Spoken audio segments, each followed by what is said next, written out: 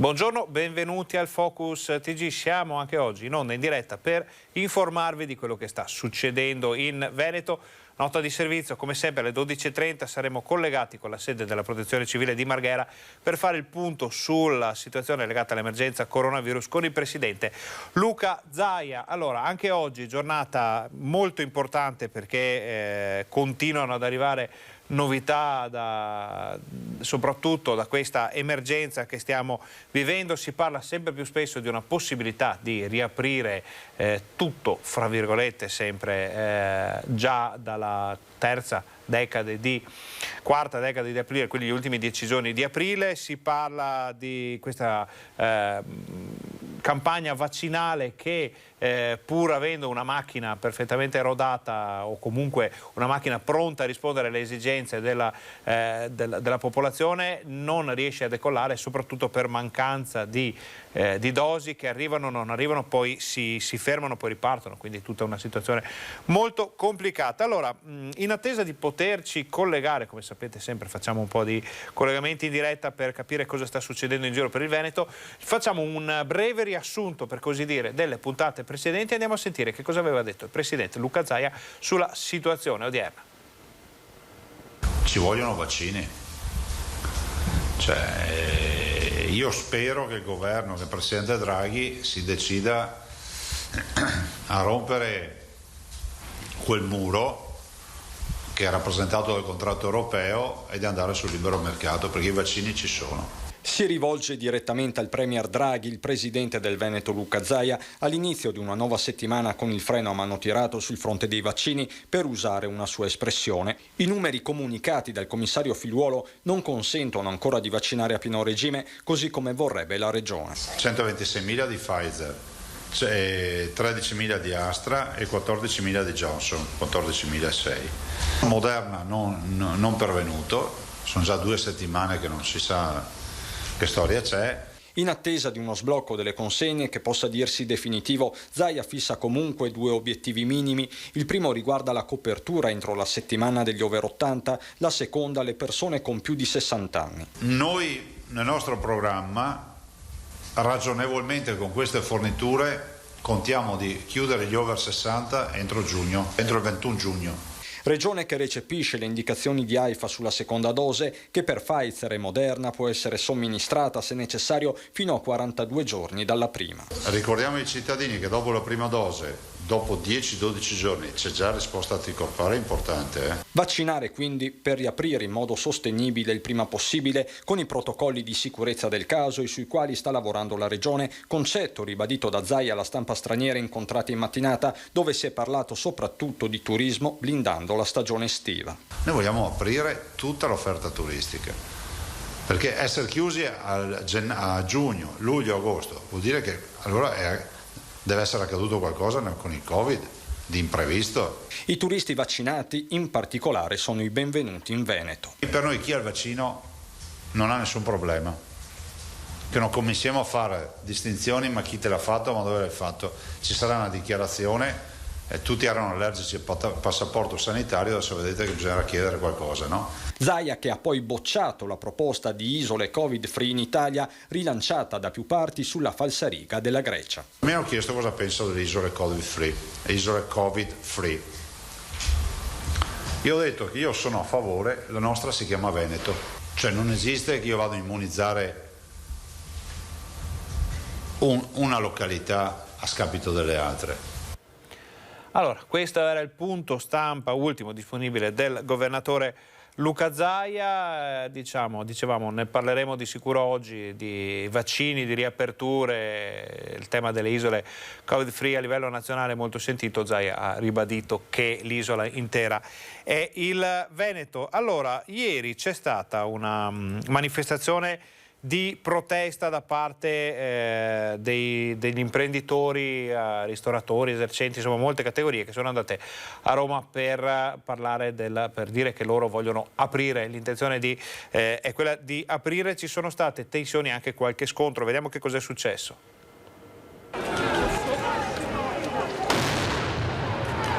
Ancora scontri e tafferugli in una Roma blindata, stavolta per la protesta lanciata dal movimento Io Apro, manifestazione non autorizzata dalla questura ma che si è tenuta ugualmente. Negata la piazza davanti a Montecitorio, il sit-in si è concentrato in piazza San Silvestro, dove nel pomeriggio si è registrato il lancio di petardi contro le forze dell'ordine, schierate in tenuta antisommossa. Tanti veneti scesi nella capitale con van e mezzi privati, alcuni rimarranno anche domani in una sorta di presidio permanente. Imprenditori che prendono le distanze dalla violenza ma ribadiscono l'intenzione di non mollare la presa, il fronte trasversale dalla ristorazione al fitness. Ci siamo uniti, abbiamo capito che solo con l'unione riusciamo a ottenere qualcosa e noi siamo qua anche oggi, anche se ci hanno preso un po' in giro, o meglio ci hanno tolto la piazza all'ultimo solo perché hanno capito che siamo in tanti, ma noi non molliamo e noi siamo qui ancora e andiamo avanti.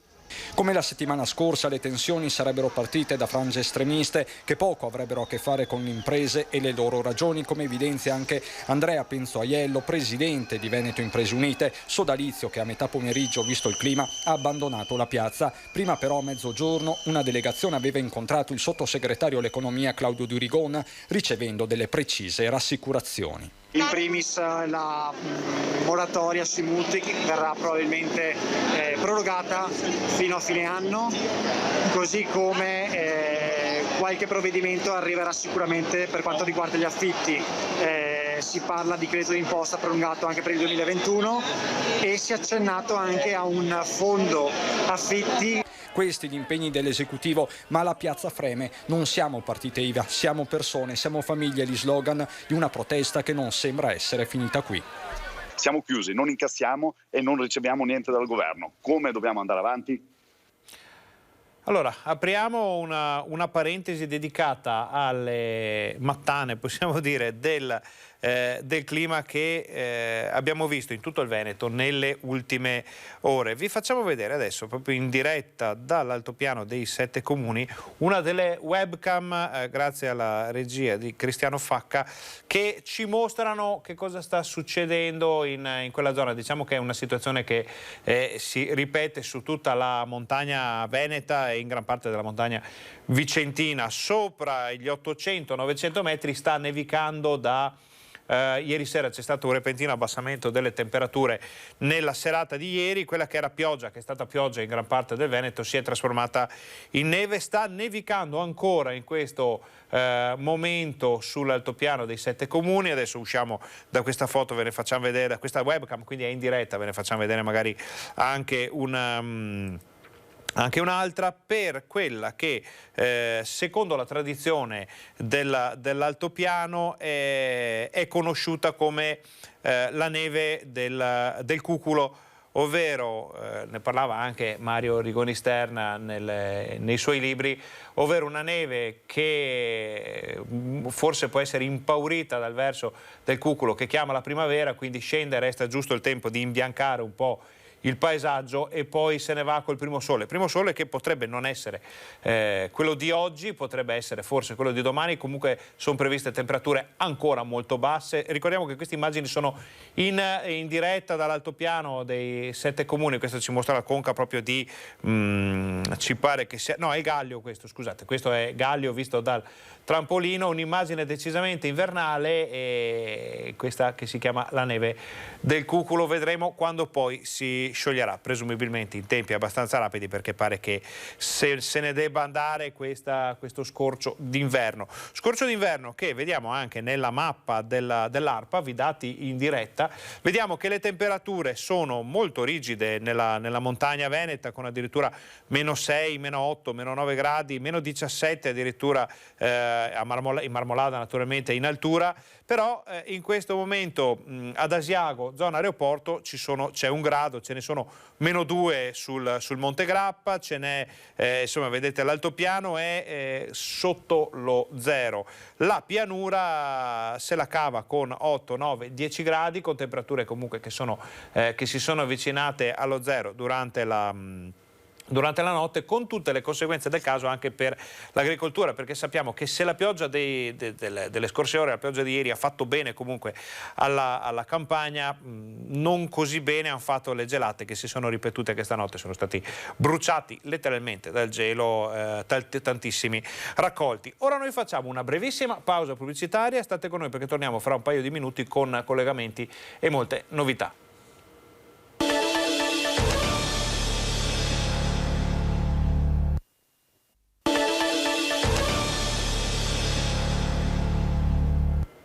Buongiorno, bentornati al Focus TG. Come vi avevamo promesso qualche minuto fa, siamo in collegamento, però questa volta non abbiamo un giornalista delle nostre redazioni ospite, per così dire, via Skype. Abbiamo Nicola Finco, vicepresidente del Consiglio regionale del Veneto, che ha preso la buona abitudine, quando ci sono riunioni importanti dell'Assemblea regionale, di farci una chiamata via Skype e di raccontarci che cosa sta succedendo nel Palazzo Ferrofini a Venezia, dove insomma ci sono cose parecchio importanti di cui discutere. Buongiorno vicepresidente. Buongiorno a voi e a tutti i telespettatori di Rete Veneta. Allora, di cosa andrete a discutere oggi in Consiglio regionale? Ma oggi i temi all'attenzione del Consiglio sono molteplici, ma una tematica particolare sulla quale sia la Commissione consigliare che il Consiglio sta lavorando è il problema di grandi parchi fotovoltaici che qualcuno vorrebbe realizzare all'interno del nostro territorio regionale. Però per spiegare meglio la cosa, l'esempio eclatante è quello di Loreo. Praticamente stiamo parlando di un'area di circa 65 ettari dove una grossa società vorrebbe realizzare al posto di un campo agricolo un grande parco fotovoltaico. Oggi in Veneto abbiamo oltre 671 ettari coperti da pannelli fotovoltaici, abbiamo richieste per altri 200 ettari sempre di parchi fotovoltaici e quello che stiamo facendo a livello regionale è una norma, la prima a livello nazionale, perché ricordiamoci che sia l'Europa che lo Stato italiano stanno spingendo molto sul fotovoltaico, però noi vogliamo limitare questo tipo di insediamenti, cioè noi vogliamo che il fotovoltaico venga messo sui tetti delle case, sui tetti dei capannoni, sulle aree dismesse, ma non sui suoli agricoli fertili. E oggi abbiamo moltissime persone, moltissimi imprenditori agricoli, penso anche alle varie categorie, Coldiretti in primis, ma anche Confagricoltura, che stanno facendo una vera e propria battaglia, perché noi rischiamo di consegnare i nostri terreni agricoli a delle grosse società, a delle grosse multinazionali estere che sfruttano i nostri terreni per realizzare energia elettrica per i prossimi 20 anni, causando che cosa? Causando prima di tutto un abbandono di questi terreni e soprattutto fra 20 anni lasciandoci in eredità dei terreni che non avranno magari più un proprietario che avrà la passione magari di coltivare determinate aree. E oggi la cosa a noi preoccupa moltissimo, perché portare via del terreno fertile per realizzare parchi fotovoltaici vuol dire togliere terreni fertili per intere generazioni, ma soprattutto stiamo perdendo il valore della nostra terra e mai come in un periodo come questo dobbiamo ritornare ad apprezzare la terra per la sua bellezza, per la qualità dei prodotti che ci dà ogni giorno, ma soprattutto perché oggi abbiamo nuove generazioni che proprio una logica e anche con un punto di vista diverso stanno tornando ad investire sulla terra e noi non possiamo permettere che dei grossi fondi finanziari si impossessino dei nostri territori per costruire dei profitti solamente a vantaggio di pochi. Quindi su questo noi stiamo lavorando e sono sicuro, insomma, non sarà sicuramente una battaglia facile, perché come dicevo prima sia l'Europa che lo Stato nazionale sta spingendo sul fotovoltaico, però noi vogliamo tutelare quello che è l'agricoltura, ma soprattutto l'agricoltura di qualità, perché ricordiamoci che il Veneto è tra le regioni migliori d'Italia per le produzioni. Abbiamo 18 marchi IGP, 18 marchi DOP, siamo una tra le prime regioni per export, stiamo parlando di circa 7 miliardi di export nel settore dell'agricoltura e quindi come siamo bravi a produrre cibo di qualità dobbiamo anche preservare il nostro territorio. Consigliere, secondo lei la strada più percorribile è quella di una normativa che va a scegliere le zone in cui poi poter effettuare eventuali investimenti di questo tipo, oppure una strada che vada a privilegiare ancora sempre di più l'agricoltura di eccellenza, le produzioni di eccellenza? Ma le cose vanno messe assieme, cioè da un lato noi cercheremo adesso di legiferare identificando delle aree chiare dove si possono installare questo tipo di impianti. Attenzione, non voglio che passi il messaggio che c'è qualcuno che è contro il fotovoltaico. Noi siamo contrari al fotovoltaico nei terreni agricoli. Quindi andremo ad individuare tutta una serie di siti dove si potranno installare queste grosse distese di pannelli fotovoltaici. Potranno essere delle cave dismesse, delle aree dismesse, piuttosto che le grandi zone industriali e quant'altro. E dall'altro noi dobbiamo continuare nella logica e nell'incentivo di un'agricoltura di qualità.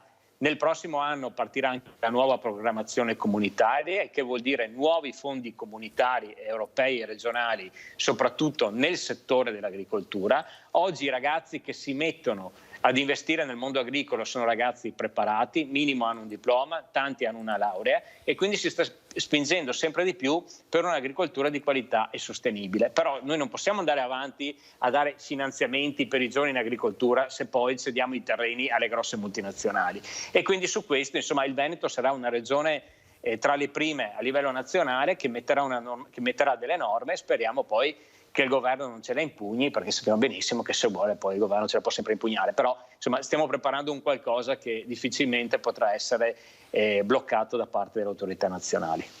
Molto bene, Vicepresidente, allora, a parte questa battaglia che inizia, è già partita, ma diciamo sì, si comincia a parlarne in modo molto deciso. Naturalmente noi seguiremo da vicino l'evoluzione di questa situazione, che rischia davvero di farsi un po' complicata. Scendiamo anche invece nello specifico anche politico di questo periodo in particolare. Come vedete voi la possibilità di un'apertura generalizzata magari già dal 20 aprile? Ma guardi, noi se guardiamo i dati, anche i dati che fra poco presenterà il Presidente in conferenza stampa, siamo una regione da zona gialla, e che vuol dire che non è che possiamo pretendere un libero a tutti, però sicuramente molte attività possono riprendere in sicurezza, anche perché insomma ci ritroviamo di fronte ad interi settori che sono fermi. Penso al settore della cultura piuttosto che al settore dello sport, che è fermo da un anno, ma poi abbiamo tutto il mondo della ristorazione che è fermo da settembre, e sicuramente non è la mancetta che ti dà lo Stato ogni tanto che ti permette di tirare avanti. Oggi insomma abbiamo visto che il sistema delle vaccinazioni è partito, soprattutto all'interno delle case di riposo gli anziani sono stati messi in sicurezza, vediamo che non ci sono più focolai all'interno delle strutture e alle residenze per anziani, e questo penso sia un elemento fondamentale, ma soprattutto l'elemento principale per poter riaprire è mettere in sicurezza gli ospedali. E oggi noi sappiamo benissimo che una volta che abbiamo vaccinato tutta la fascia degli anziani, sicuramente si potrà riaprire in sicurezza, perché se il coronavirus prende me che ho 40 anni, vabbè, magari mi farò 15 giorni a casa, però in gran parte dei casi non succede niente ai quarantenni. Se mi prende una persona che ha una certa età con determinate patologie, questo può diventare ovviamente un elemento preoccupante. Quindi noi vediamo anche sul fronte delle vaccinazioni, noi ormai abbiamo messo in piedi una macchina che è una macchina potente, cioè noi riusciamo a fare a regime anche 50.000 vaccinazioni al giorno. Ad oggi siamo arrivati a 35.000 vaccinazioni al giorno. Purtroppo c'è qualche disguido sul territorio, e di questo ce ne scusiamo, però è un disguido che non è voluto. Cioè, purtroppo a noi ci annunciano che arrivano tot dosi di vaccino e poi ovviamente le dosi magari non arrivano, ci sono dei ritardi, tanto è vero che anche il generale Figliuolo ha detto alla Regione Veneto: andate piano anche a fare le vaccinazioni, perché altrimenti ci state sballando il sistema, perché abbiamo regioni che devono ancora capire come fare le vaccinazioni e voi che state correndo anche troppo. Però è ovvio che noi abbiamo l'esigenza prima di tutto di mettere in sicurezza le persone fragili, perché così possiamo poi ripartire e autorizzare anche tutta una serie di riaperture. Giovedì ci sarà una riunione a livello nazionale tra le regioni e il Veneto presenterà tutta una serie di linee guida concordate anche con le altre regioni italiane per permettere il prima possibile, noi ci auguriamo già del 20, però insomma vedremo cosa deciderà poi il governo, per poter permettere la riapertura di determinati settori, e speriamo che sia questa l'ultima volta che parliamo di zone rosse e quant'altro, e che si riprenda un po' alla volta la vita normale, soprattutto, ripeto, per le attività produttive, perché abbiamo veramente dei sistemi in collasso. Allora, con questa importantissima anticipazione ringraziamo il vicepresidente del Consiglio regionale del Veneto, Nicola Finco, che ci ha da una parte annunciato quello di cui si parlerà oggi a Palazzo Ferrofini, dall'altra anche ci ha spiegato cosa potrebbe succedere nell'immediato futuro. Siamo certi che ne parlerà anche il presidente Zaia in diretta qui fra 7 minuti su Rete Veneta. Vicepresidente, grazie per questo collegamento, buon lavoro. Grazie a voi e buona giornata a tutti.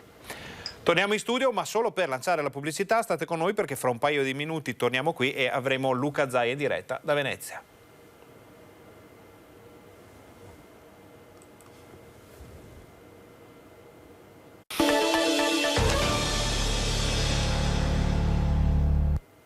Buongiorno, bentornati al nostro Focus TG. Siamo già collegati con la sede della Protezione Civile di Marghera, dove fra pochi istanti inizierà la conferenza stampa del governatore Luca Zaia. Molti temi all'ordine del giorno e fra questi sicuramente la situazione dei vaccini. Allora andiamo a vedere quali sono i report della campagna vaccinale del Veneto. Grazie alla regia di Cristiano Facca vi possiamo già far vedere le grafiche che sono arrivate questa mattina dalla regione. Allora, in Veneto complessivamente dall'inizio della campagna vaccinale, che è partita, lo ricordiamo, subito dopo Natale, sono state somministrate 1.194.426 dosi. Sono il 94,4% di tutte le dosi disponibili fornite, quindi il Veneto smaltisce sempre tutte le dosi, però qualche piccolo problema c'è e lo vediamo ora il perché. Sono 862.887 le prime dosi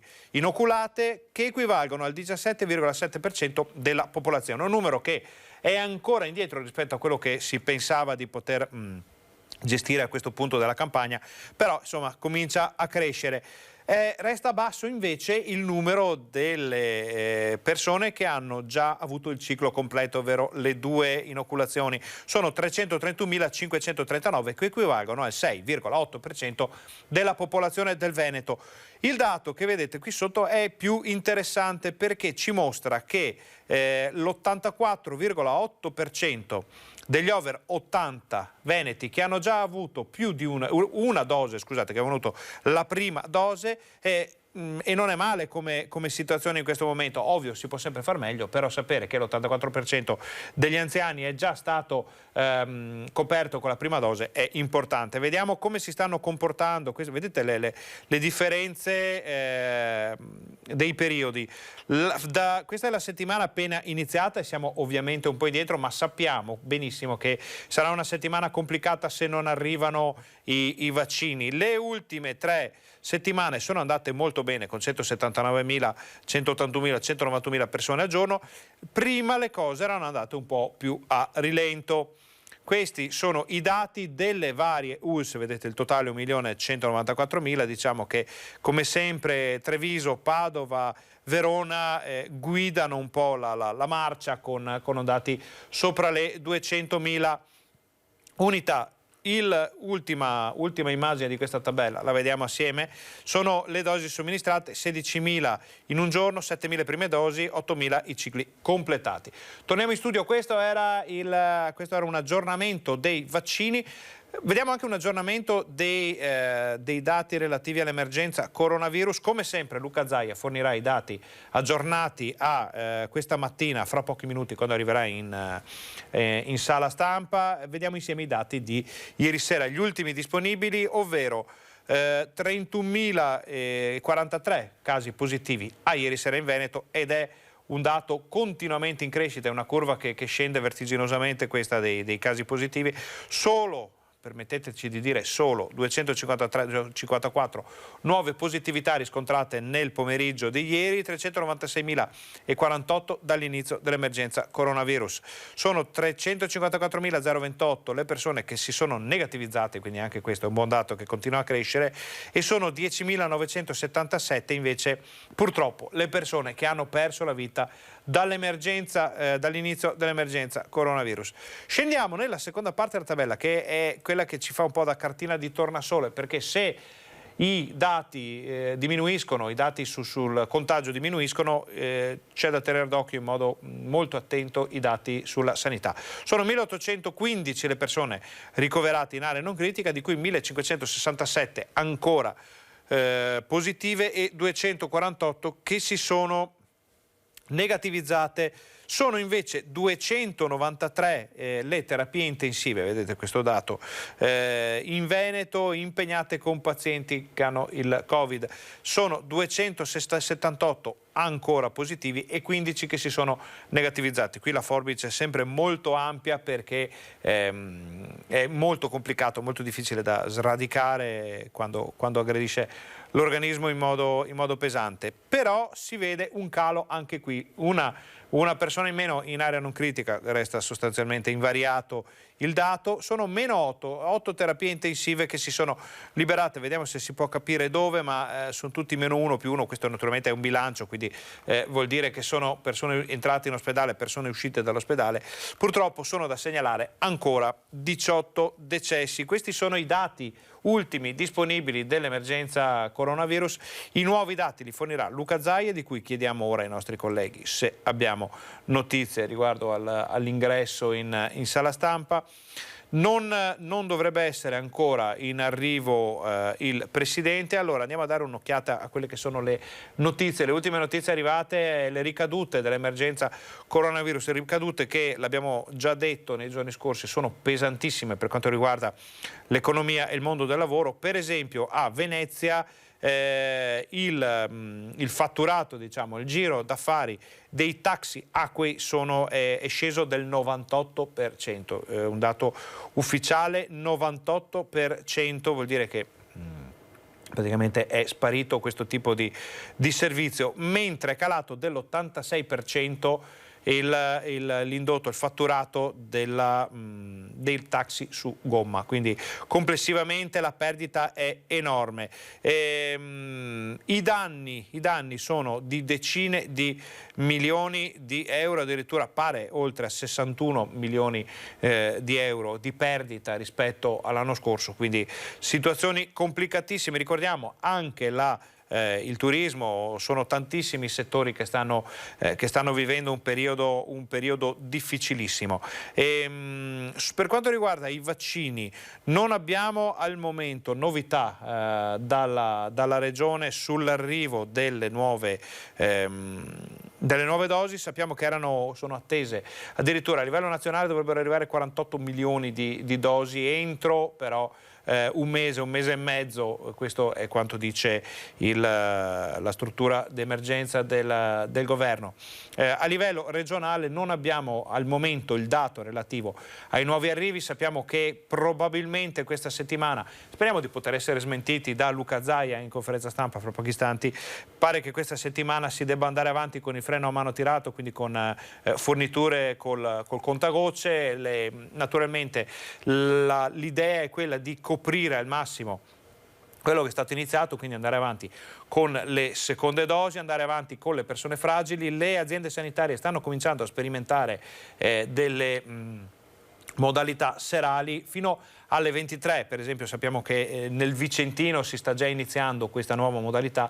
L'idea è quella di andare a prendere qualcuno che magari di giorno non ha dell'altro da fare, degli impegni, o magari qualcuno che non può recarsi durante la giornata e che quindi va di sera. L'altra strategia che si comincia a utilizzare per le aziende sanitarie del Veneto è quella delle imponenti campagne a domicilio, quindi persone malate, persone che non possono muoversi, persone che non potrebbero mai partecipare a una campagna con uno spostamento all'aperto per vari motivi, soprattutto di salute, vengono prese in carico dalle ULSS, dalle USCA e da altri soggetti che verranno coinvolti entro breve e possono essere vaccinati direttamente a casa. Ovvio che c'è grande attesa per l'arrivo, non ancora stabilito poi come data del Johnson & Johnson, quindi del vaccino a una sola inoculazione, però si sta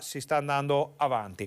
Allora, al momento non abbiamo notizie di Luca Zaia, vediamo però che arriva una nota di cui non si è parlato molto spesso, le ricadute gravissime per la salute delle persone che hanno avuto il Covid sono da poco, diciamo, nell'agenda anche quotidiana dell'informazione. Però ci dicono in questo momento che una persona su 10 di quelle che hanno avuto il Covid non recupera olfatto e gusto, ed è allo studio una terapia. Infatti sappiamo che in molti pazienti colpiti dal Covid si registra una perdita temporanea di olfatto e del gusto. Dopo la guarigione 1 su 10, ci fa sapere l'ANSA, quindi notizie ufficiali, continua a non sentire odori e sapori.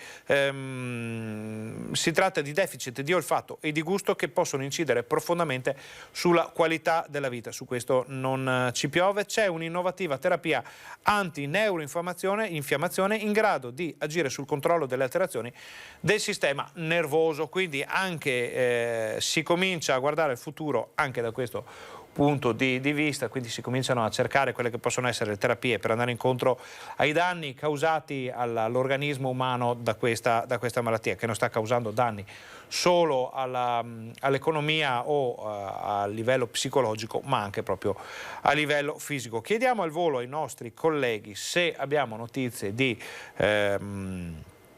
del governatore Luca Zaia, ma vediamo che in questo momento non ce ne sono. Allora facciamo un passo indietro e mentre aspettiamo Zaia vediamo di capire quelli che sono i dati che ci arrivano stavolta non sul piano sanitario ma sul piano meteorologico dall'ARPAV, perché sono stati fatti degli studi sulle temperature, su quello che è successo negli ultimi giorni, e pare che questa prima decade, queste prime 2 settimane di aprile con queste temperature siano alquanto inusuali, addirittura con le minime registrate in pianura sotto i 3-4 gradi anche, e con 25 stazioni in tutto il Veneto che registrano un nuovo record delle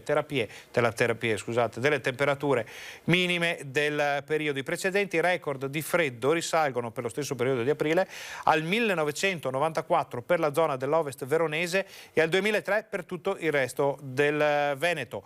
Sostanziale differenza che nel 2003 le gelate non erano state precedute da ondate di calore. Quest'anno, oltre alla rilevanza di diverse fasi, è da notare la ravvicinata alternanza di periodi. Che cosa vuol dire? Vuol dire che in altre occasioni, nel 2003 e quindi una ventina di anni fa, c'era stato magari un prolungamento della brutta stagione, c'era stato un inverno un po' più lungo. Quest'anno invece ci siamo trovati davanti a temperature altissime a marzo, con punte, lo ricordiamo, di 20-25 gradi addirittura, che hanno quindi rimesso in moto anche quella che è l'agricoltura, e poi con le gelate che hanno fatto danni enormi. Vedremo se ne parlerà anche Luca Zaia. Vi lasciamo al governatore. Scusiamo per gli 8 minuti di ritardo, ma purtroppo oggi avevamo un bel po' di cose. C'è ovviamente l'assessore Lanzarin e il dottor Mongillo che vi parlerà delle categorie vaccinali, del famoso altro, no? Come si dice, di quello che magari risulta sulle tabelle incompatibili, e quindi vi dà una spiegazione al dottor Mongillo, che è della direzione della prevenzione, e dall'altro poi vi darà anche un aggiornamento sugli arrivi dei vaccini e un po' la macchina vaccinale come è impostata, visto e considerato che abbiamo anche in trasporto un po' di dosi che dovrebbero arrivare, o sono arrivate già stamattina verso le 11 e mezza. Domani dovrebbero arrivare i Pfizer, ma comunque dopo vi dà tutto la spiegazione. E poi l'assessore Lanzarin aveva sulle telefonate del call center che dicevamo ieri. Facciamo veloci. Intanto volevo dirvi che ho incontrato i rappresentanti di APPE, stiamo parlando della FIPE di Padova, e giustamente portano la tragedia di un settore che è quello della ristorazione, che è quello ovviamente di un comparto che è stato massacrato come non mai da questa vicenda del Covid. Al Covid si sono aggiunte poi i continui saliscendi di normative di apri, chiudi, mezzogiorno, sera, sì, no, tavoli distanti, non distanti. Vi ricordo che con loro abbiamo fatto tutta la partita delle linee guida all'inizio, no? Quando si è trattato di riaprire dopo il lockdown di marzo 2020, con loro si affrontò anche questo. Allora, sono aziende che hanno adottato per prime le linee guida, sono aziende che comunque l'idea della sanità ce l'hanno nelle vene, perché comunque mescita di alimenti e bevande,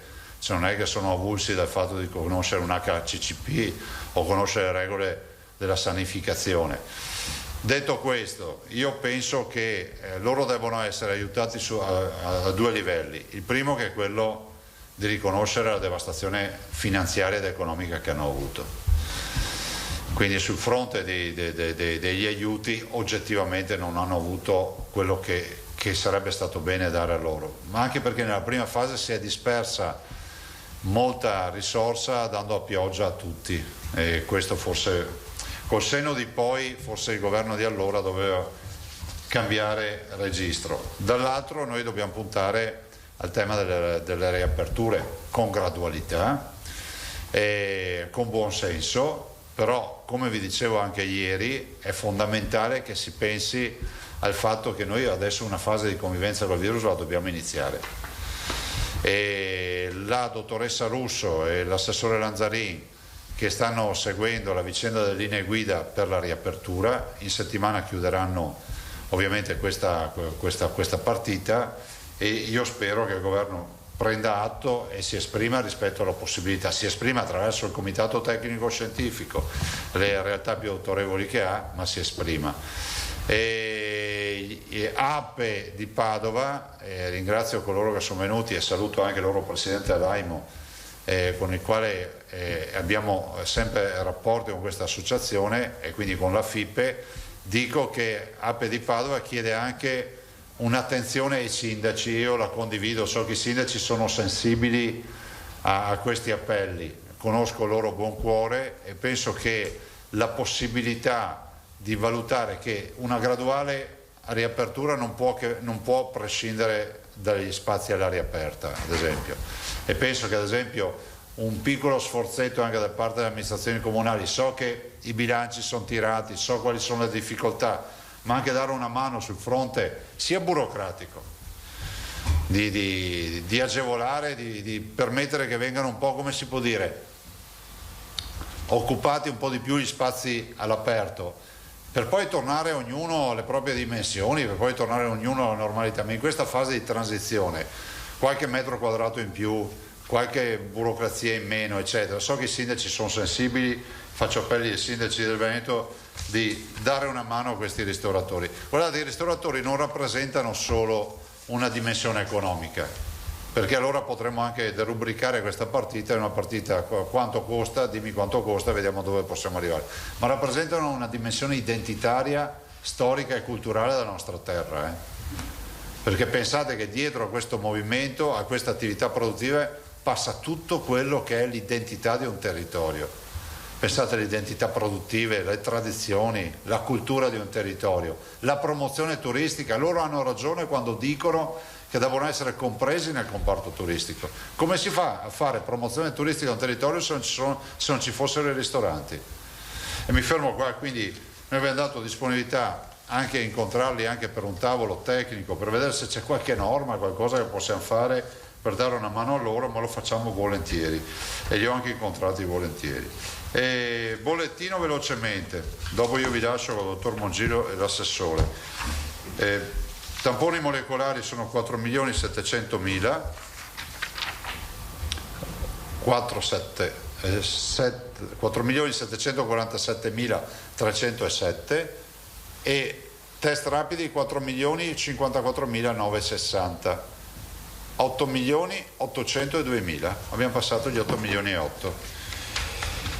I positivi nelle ultime 24 ore sono 883, uso Docatei su due mani così faccio più veloce, sono praticamente il 2,47%, abbiamo fatto 35.791 tamponi.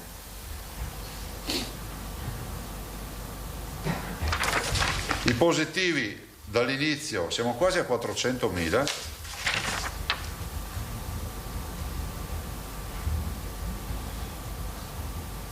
Qua fra l'altro riceviamo complimenti per lui. Sì, mi hanno detto che è molto comprensibile. Siccome l'hanno detto, a qualche volta chiamano anche che non capiscono, cioè. Però insomma è bene riconoscere che c'hanno proprio per il Signore. E positivi di oggi 30.559. Vedete che sta scendendo, no? Abbiamo perso quasi 10.000 persone perché abbiamo pochi ingressi e tante negativizzazioni, che questo è uno dei segnali, se Dio vuole, dell'inizio del calo. Tanto è vero che dove andiamo? Stiamo pian piano scendendo. Io spero che domani di darvi la buona notizia che siamo sotto il massimo di marzo. Erano 2.068 a marzo, oggi siamo 2.076, ci mancano ancora 8 pazienti e siamo sotto. Quanti sono usciti dalla terapia dell'area non critica? 30. E quanti sono usciti dalle terapie intensive? 16. Quindi 2 dati buoni, sperando che si confermino, ragazzi. Conferenza stampa fermo tutti i giorni perché ogni giorno ha la sua pena. Però, insomma, era un pezzo che non si tiravano più su due cartelli così, Giocatevi la lotteria da qualche parte, basta i numeri. Cioè, se volete giocarvi sono 30 e 16. Magari qualcuno anche vince. Allora vi faccio vedere. Meno gioco però, insomma, sa mai. Che non siano ludopatiche queste robe, Poi mi accusa che incentiva la ludopatia. Meno 274 sono i pazienti in area ovviamente in area non critica. Federico ha fatto la somma senza risultato.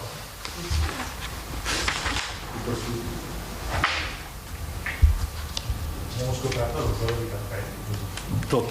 Totale dei morti è purtroppo quasi 11.000, sono 10.994 più 42. I dimessi sono 19.129. 559, grazie. Potevo farlo a mente, ma ho evitato. Allora, sono 4-5 giorni che la curva sta ovviamente calando, soprattutto la si vede bene nella curva regionale. Allora c'è già, come diciamo noi, c'è l'uncino, no? che piega verso giù. Si vede sulle terapie intensive. Allora onestamente, se la curva delle terapie intensive avesse un cambio di direzione nei prossimi giorni, sarebbe una novità, perché creerebbe un dente veramente importante, perché ormai si vede bene il calo. Nelle curve fino ad ora non c'è mai capitato un calo così per poi ripartire.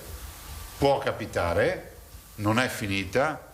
Avete visto che anche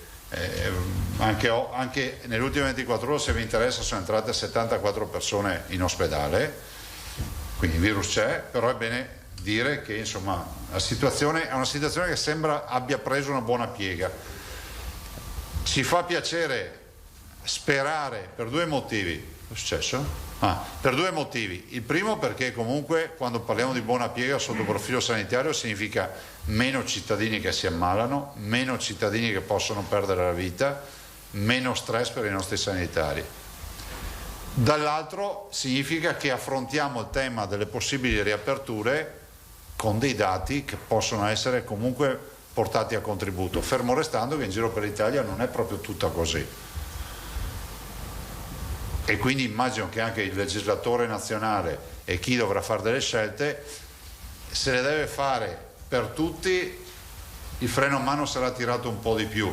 Se deve fare più differenziate, allora cominciamo. Io condivido anch'io che i vaccini possano essere una condizione sine qua non, cioè il livello di vaccinazione, ma valutata da un punto di vista quantitativo e qualitativo.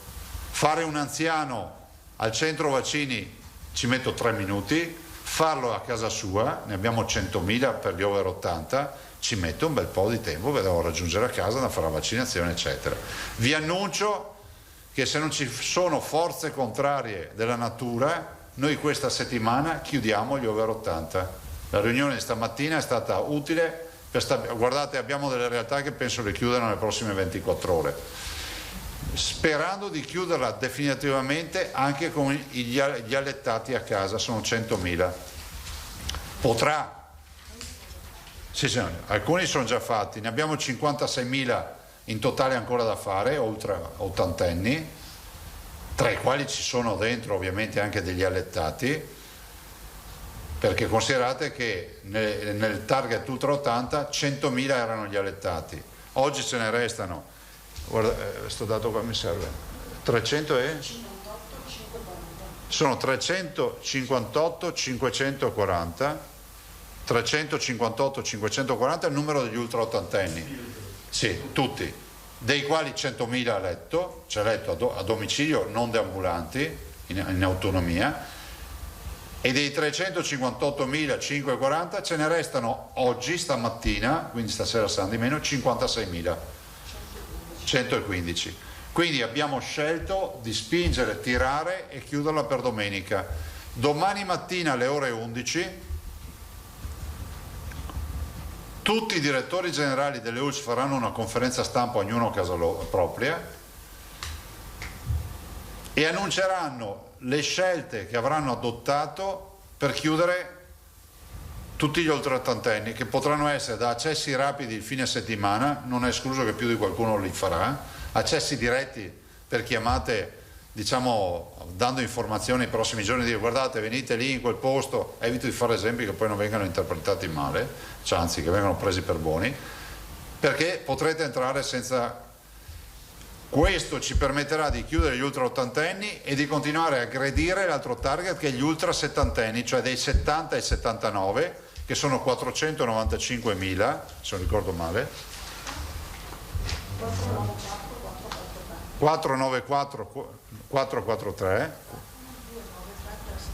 ne mancano 293 370, che sono quanto in percentuale? Il 50% ormai più o meno ne abbiamo fatto. Mancano il 57%. Quindi capite che quando io vi dico che prima dell'estate chiudiamo qui i sessantenni. Scusi Presidente, questi ultimi... Vediamo due dati, ve li scriviamo. Sì. Volete che vi ripetiamo? Sì. Li ripetiamo. Guardate, gli ultra settantenni sono in totale 494.443. No. 70-79, scusami. Cioè io gli chiamo ultra 70 perché immagino che gli altri li ho già fatti. Scusatemi. Allora, 70-79 sono 494-443. Ne mancano ancora 293-370, quindi sì, il 57% è. E questi dalla prossima settimana ci dedicheremo anima e corpo anche a loro, ovviamente sempre con i fragili, i vulnerabili, eccetera. Però capite che stiamo spingendo forte. Se abbiamo vaccini, noi sta roba qua la chiudiamo velocemente. Cioè guardate che se avessimo i vaccini noi per metà maggio li sistemiamo tutti, Cioè gli ultra 60.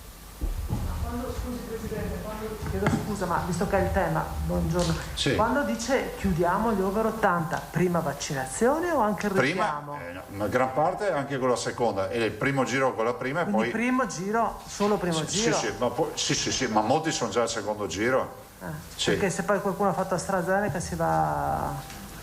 dopo appunto si vedrà, però sapete che come campagna vaccinale si calcola sempre la prima dose, perché quella ti permette di agganciarli già per la seconda ed è chiusa, cioè è un problema che non hai più perché li metti in programma e via.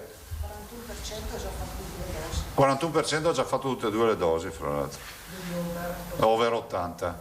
Quindi capite che noi siamo performanti, e ringrazio anche tutti i nostri direttori generali e tutto il personale della sanità e tutti i personali, insomma tutto il personale che ci lavora, i volontari, perché insomma i centri vaccinali del Veneto oggi sono sotto i riflettori a livello nazionale. Anche oggi abbiamo 2 televisioni nazionali che hanno chiesto di filmare i nostri centri vaccinali e ne viene fuori una qualità insomma che è evidente. Quindi ve lo dico con orgoglio che il primo obiettivo insomma l'abbiamo raggiunto, cioè questo fine settimana chiudiamo, domani avrete da ogni singola ULSS, lo ridico, scusatemi per chi ci ascolta, da ogni singola ULSS avremo l'informazione alle ore 11 domani mattina di come gestirà questo ultimo miglio per gli over 80. E domani vi informeremo in conferenza stampa rispetto agli accompagnatori, perché stiamo stilando una circolare che vogliamo consegnarvi in maniera tale che non ci sia più confusione che un po' si è creata anche nell'emergenza, ma ci ha permesso di vaccinare un sacco di persone. E quindi accompagnatori per gli over 70 o per le categorie vaccinali, diciamo, non fragili e non vulnerabili a quello che è, e poi invece quelle per i disabili e i vulnerabili che avranno un'altra specifica. Io passerei la parola a voi. Ecco, cominciamo il giro. Se qualcuno vuol partire, Filippo Tosato, prego. Presidente, per quanto riguarda, è una dichiarazione la sua piuttosto ottimista, anche importante, perché insomma si spara degli over 80 le persone più esposte al pericolo di vita. Ma alla luce delle segnalazioni che arrivano, delle difficoltà di prenotarsi, delle proteste, delle lettere, siamo certi che non siano rimasti indietro delle persone, nel senso che su centinaia di migliaia di soggetti so che ci sono persone, insomma, che tuttora non riescono a prenotarsi per varie ragioni. Allora, tra gli over 80 noi intanto abbiamo già vaccinato una prima dose l'82%, ne mancano 56.000, abbiamo detto, no?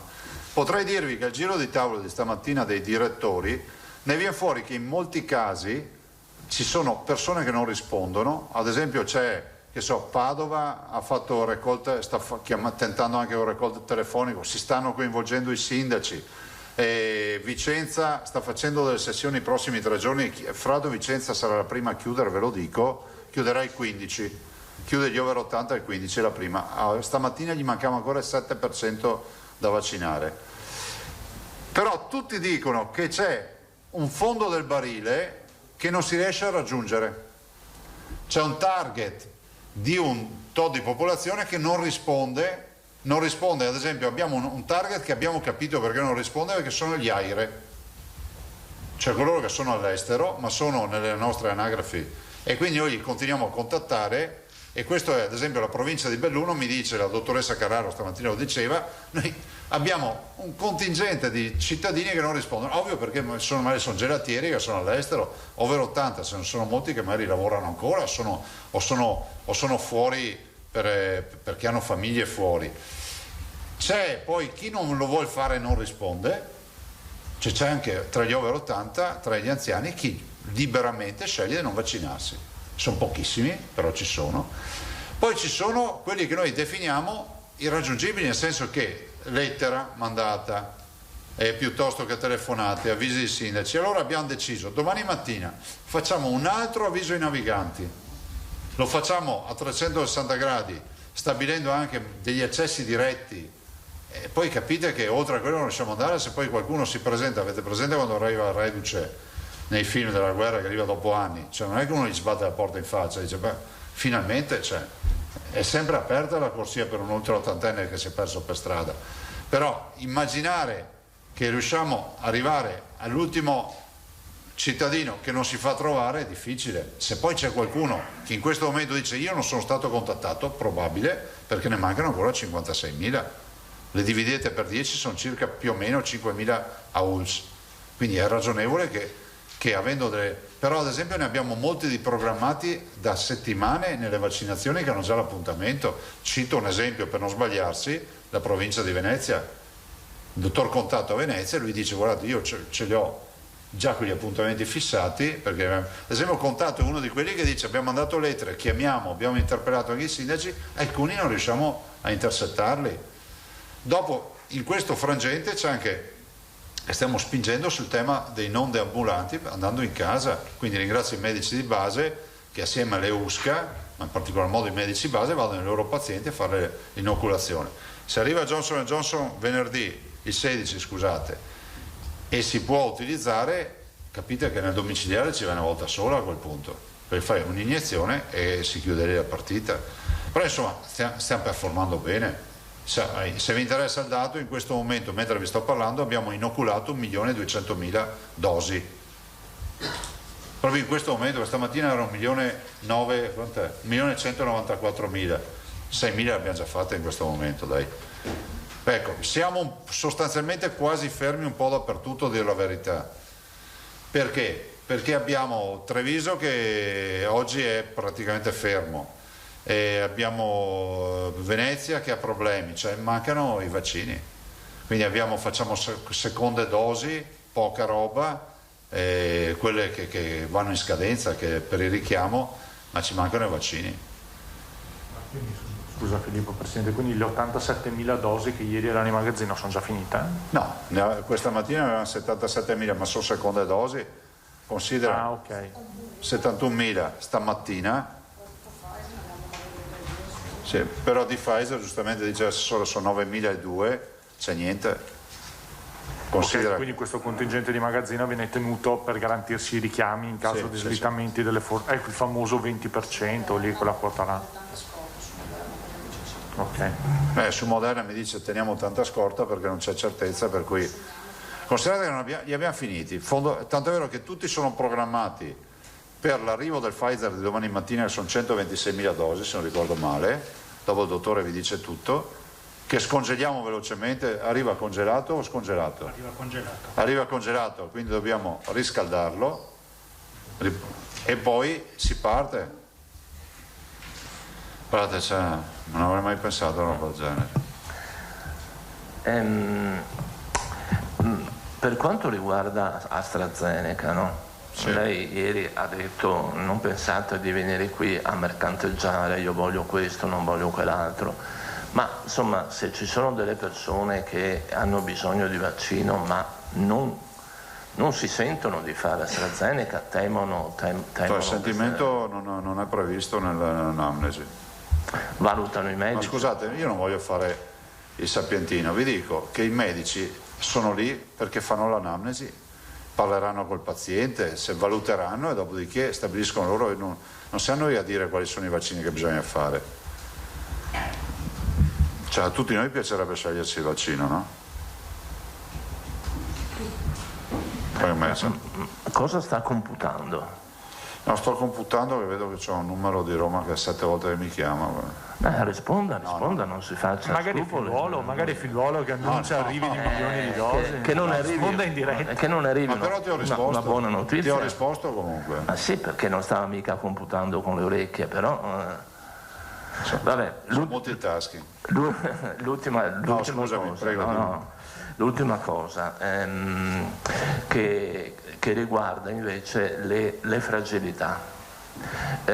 Io, come dire, vorrei raccomandare, perché ricevo segnali in continuazione, mail eccetera, un'attenzione particolare alle fragilità che non riescono, mi si dice ancora in molti casi, a prenotare, ma soprattutto non è ancora stato sciolto questo dubbio di fondo, chi debba segnalare a chi la necessità di una vaccinazione, cioè una persona che ha delle fragilità, ha bisogno del vaccino, non si capisce ancora del tutto o non viene messo in pratica se il medico curante che deve avvertire l'ULSS, se è la struttura che fa terapia, se è lo stesso paziente, ecco, questo è... Dopo risponde l'assessore Filippo, grazie. Se lo segna l'assessore, prego. Io ho iscritta la collega Moscati. Sì, buongiorno Presidente. Abbiamo risolto anche il problema di ieri. Perfetto. Ogni giorno un problema, Moscati. No, ma siamo qua per questo, cioè almeno... Quindi se porta problemi, non porta... Allora, come ho già scritto, ambasciatore non porta pena, però non è che noi sposiamo i problemi, li porgiamo e infatti sono contenta che siano stati risolti. Mi preme dire che se non era scritto appunto il nome del vaccino, è perché viene scritto a posteriori dopo la seconda dose, comunque è stato... Abbiamo deciso questa mattina di scriverlo anche con la prima dose. Perfetto, infatti... Quindi di dare un certificato dopo fermi tutti, partiranno a circolare, ci metteranno qualche giorno per uniformare, prima dose, esci con l'appuntamento, giusto? È scritto, lei è stato somministrato il lotto tot del vaccino, quello che è. Questo anche per evitare che ci fosse, perché i nostri com'è che ragionano? Dico, il dottor Mongillo giustamente dice, noi abbiamo i lotti, i nomi di tutti. Ho capito, ma se domani mattina in TV esce che il lotto numero di ha un problema, che ti prendi il 5G se hai fatto quel vaccino, finisce che tutti dicono, ma io che lotto ho fatto? Perché sono ancora alla prima dose. Ebbene, che diamo il lotto subito in modo tale che tutti sono tranquilli. Vede allora che servono le segnalazioni per risolvere le cose. Una ogni tanto. Anche ogni giorno, volendo, ci mettiamo di impegno. Allora, in effetti il problema è di queste persone, adesso arrivano segnalazioni appunto di persone che non riescono a prenotare pur avendo delle patologie, perché queste non risultano e fanno fatica anche se sono over 70. C'è un attimo di problema, ma appunto per questo volevo suggerire ancora che tanti dicono, visto il successo che ha avuto la chiamata diretta che lei appunto prima ricordava, molte persone si augurano che sia ripetuto questo tipo di svolgimento, perché quello ha avuto veramente un ordine e perfetto, perché è difficile trovare le persone, anche perché qualcuna, soprattutto gli over 80, io porto dei casi che mi sono stati detti, e in quel momento che c'è la chiamata al vaccino magari sta male, cioè magari non per il Covid, ma essendo anziano può avere delle patologie. Dopo come fa a rimettersi in corsa? Era questo, perché per dare un'altra chance proprio a quelli che non hanno. Grazie. Dopo le risponde l'assessore. Per quanto riguarda la chiamata diretta c'è due elementi: la capacità vaccinale che noi abbiamo, i nostri operatori sono eccezionali. 2, i vaccini. Se non abbiamo vaccini da magazzino è troppo rischioso fare una chiamata diretta, perché non sai quanti te ne arrivano, che vaccini dovrai somministrare, perché in anamnesi potrebbe essere che c'è la giornata che devi somministrare tanto Pfizer o tanta Moderna o AstraZeneca, e quindi finché non c'è un magazzino forte non riusciamo ad affrontarlo. Però per gli ultra ottantenni in fase da ultimo miglio vedrete che domani molte ULS faranno chiamata diretta. Prego.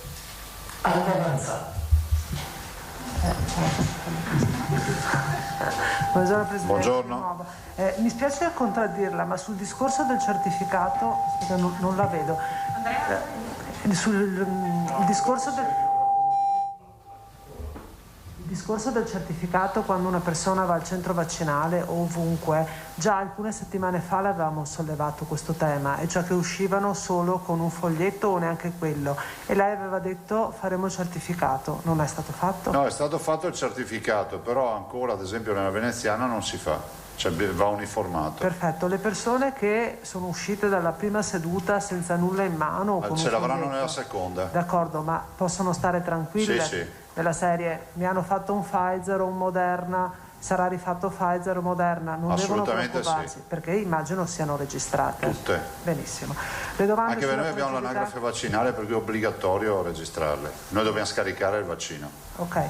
Allora, le domande sulla fragilità le riserviamo all'assessore. Grazie. Mentre invece le risegnalo, immagino, lo diceva già ieri, che le 100 linee sono tantissime, ma le chiamate sono ancora di più.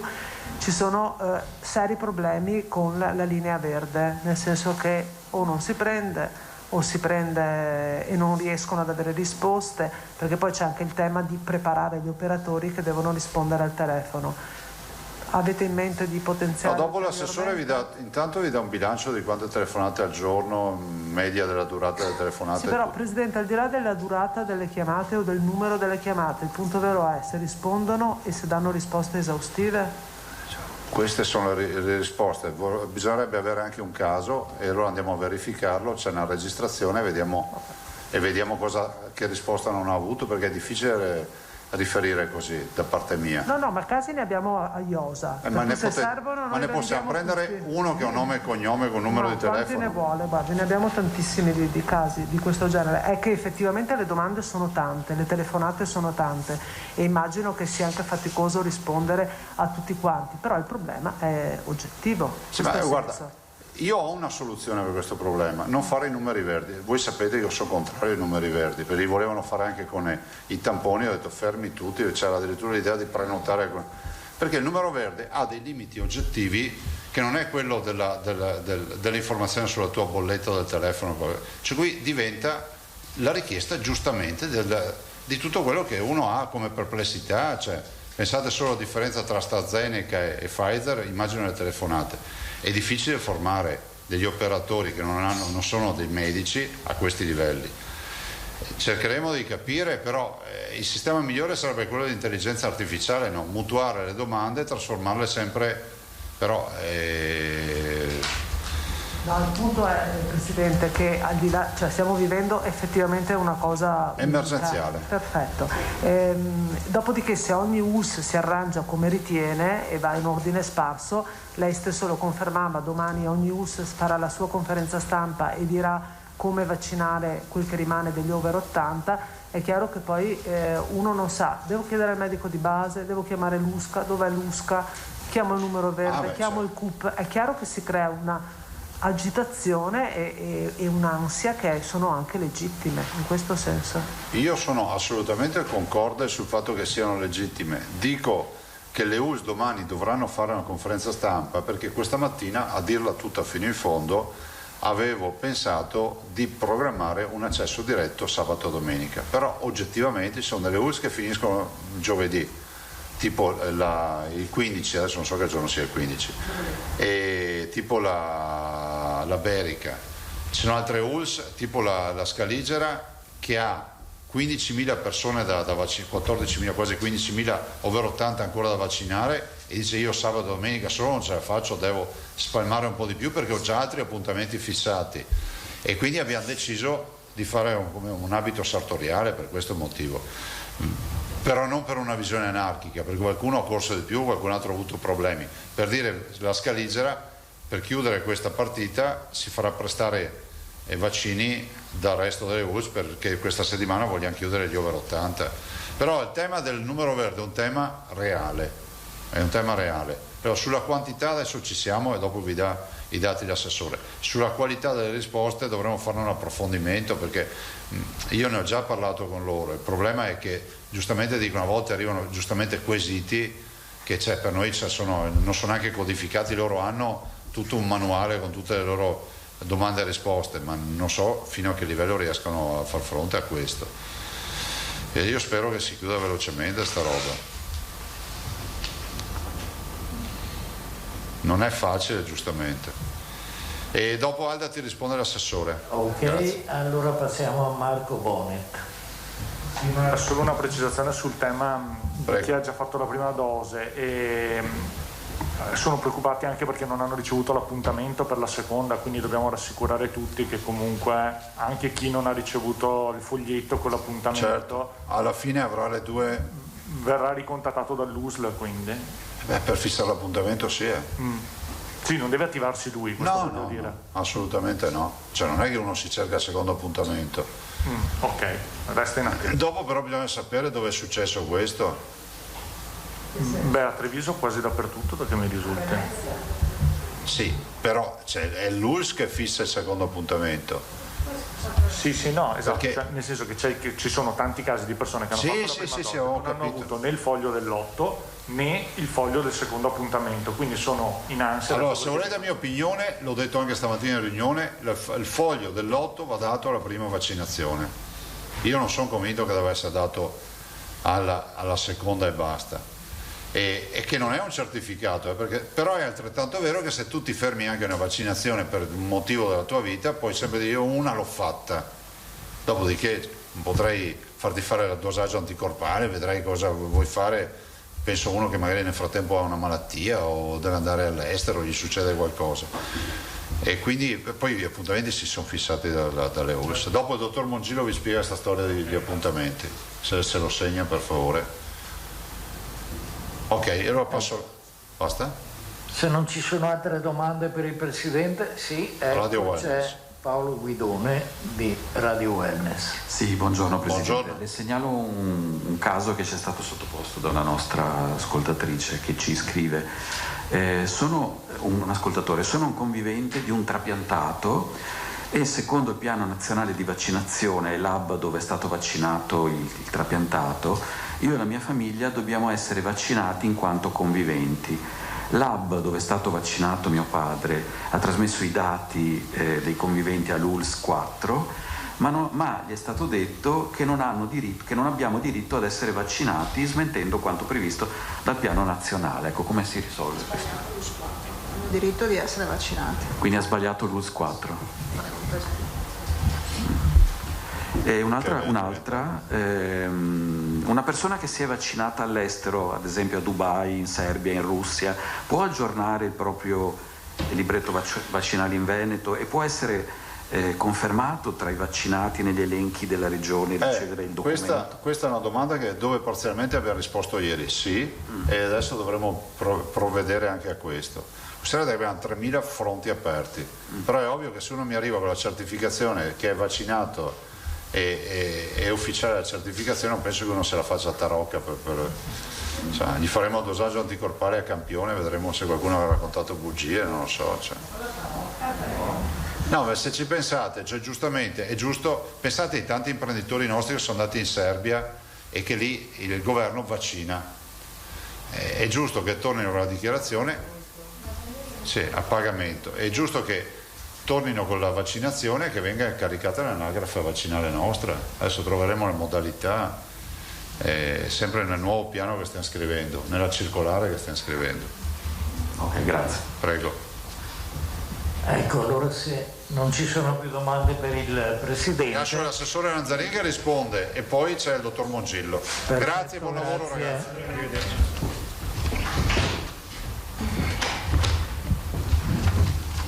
Allora, intanto chiudo sul discorso dei trapiantati. Allora, i trapiantati o quelli in attesa di trapianti erano previsti nei vari piani che si sono succeduti.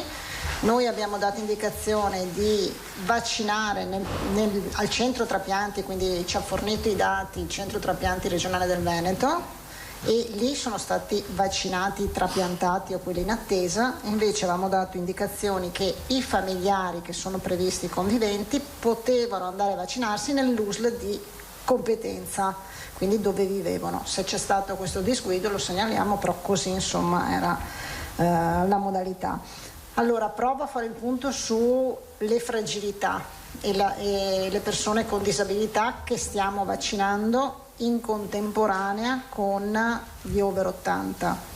Voi sapete che la condizione che c'è nei vari piani nazionali è che tutte le persone con fragilità e disabilità devono essere vaccinati con vaccino RNA messaggero, quindi Pfizer o Moderna. Quindi è chiaro che le aperture delle agende sono anche legate all'arrivo di queste due tipologie di vaccini, perché questo è l'unico obbligo che c'è nel piano nazionale, oltre alla raccomandazione degli over 60 per quanto riguarda AstraZeneca sull'utilizzo dei vaccini. Quindi qui si creano insomma quei problemi per cui a volte le agende sono chiuse perché probabilmente fanno i conti e non hanno vaccino a sufficienza per aprire, quindi uno va a prenotarsi e non trova eventualmente il messaggio e quindi che non è possibile fare la prenotazione.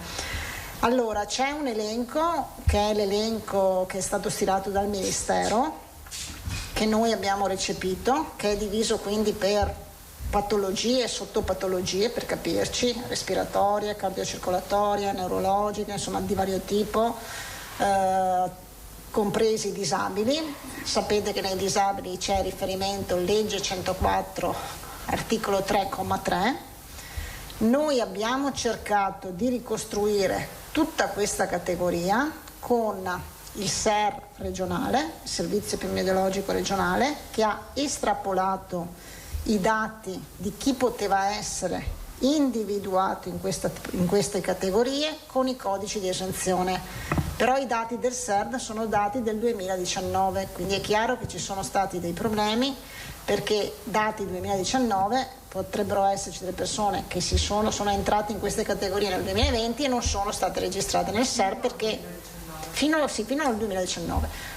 Oppure c'è stato, lo sapete, l'abbiamo subito risolti, dei dati che prevedevano anche dei codici delle persone che erano già decedute perché nel 2020 potevano essere decedute avendo sti dati SER 2019. Per i dati INPS, per i dati invece dei disabili abbiamo avuto e sono stati calcolati in circa 200.000 i dati fornitici dal SERD regionale. 200.000 persone. Per invece i disabili i dati ci sono stati forniti dall'INPS, che ci ha fornito le tabelle che abbiamo già avuto modo di confrontarci, che erano limitate, quindi non prima del 2010, insomma con tutti i limiti, e che per noi voleva dire 130.000 persone. È chiaro che ci siamo accorti subito che mancavano molte persone che ritengono di appartenere a queste categorie. Allora cosa abbiamo fatto? Abbiamo cercato e stiamo cercando, quindi anche ogni singola USL, di incrociare i dati. Non so, penso ai disabili. Noi abbiamo ufficio disabilità in ogni singola USL, quindi stanno cercando di incrociare i dati tra quelli che sono nei nostri elenchi e quelli che sono arrivati dall'INPS, per capire quelli che non ci sono, che non compaiono in questi elenchi. Abbiamo con i centri di riferimento, che non so, può essere il centro per il diabete piuttosto che il centro pneumologia che segue chi è in ossigenoterapia, oppure insomma altri centri di riferimento che seguono alcune malattie neurologiche di vario tipo. Abbiamo cercato di ricostruire chi possono essere i soggetti che rientrano e che quindi sono afferenti a quei centri. Abbiamo anche previsto che ogni singolo, e abbiamo fatto anche un incontro specifico settimana scorsa con i medici di medicina generale, mettendo a disposizione di ogni singolo medico di medicina generale all'interno del portale, dove il medico vede tutti i dati che può vedere essendo medico di medicina generale, quindi rientra in quelli che sono i suoi assistiti e vede anche questi elenchi, quindi incrocia, quindi riesce a capire se c'è un suo assistito che per 1000 motivi non è entrato in questo elenco, ma che lui deve segnalarci.